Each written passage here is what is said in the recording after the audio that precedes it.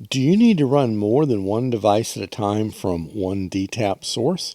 Would you like to know how much power the devices are using? Well, stay tuned and I'm going to show you something that might just be what you're looking for. Hi, this is Ron Nutter with another edition of TechBytes with Ron Nutter product reviews. Today we're looking at the SmallRig D-tap to dual-sided NP-F dummy battery. Never thought you'd see one of those, did you? And 3 things you need to know. If you get value from this video, please consider subscribing to the channel and liking the video. I'd really appreciate that. Please look in the description for the URL to use when purchasing this item. Thing number 1, this can support 2 different NP-F devices, one barrel connector and one USB-C device. So you could basically put this on the back of a monitor or on a slider, and something else like a wireless receiver could go on the other side if it's so equipped for that. So you really get maximum use out of the real estate. Thing number 2, the voltage readout on is on the D-tap connector and on the body of the dual NP-F dummy battery. If you can't see one, you should be able to see the other without a whole lot of effort. Thing number 3, this has multiple levels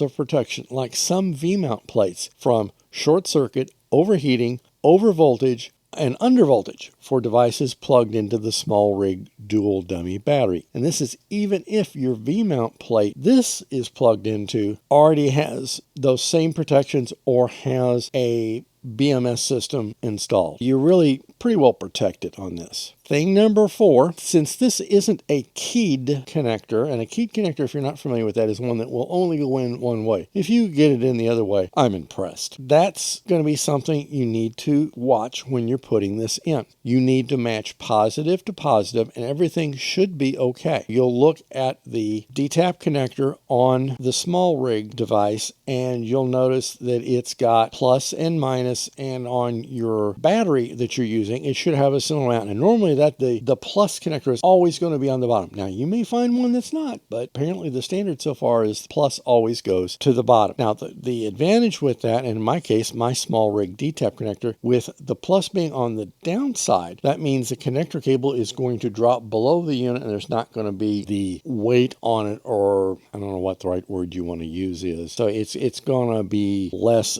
stress on the cabling. Take a look at this one and think about getting one today. If you get value from this video, please consider subscribing to the channel and liking the video. Again, I'd really appreciate it. It helps the channel and it'll help me. Please look in the description for the URL to use when purchasing this item. Thanks for watching, and we'll see you in the next video.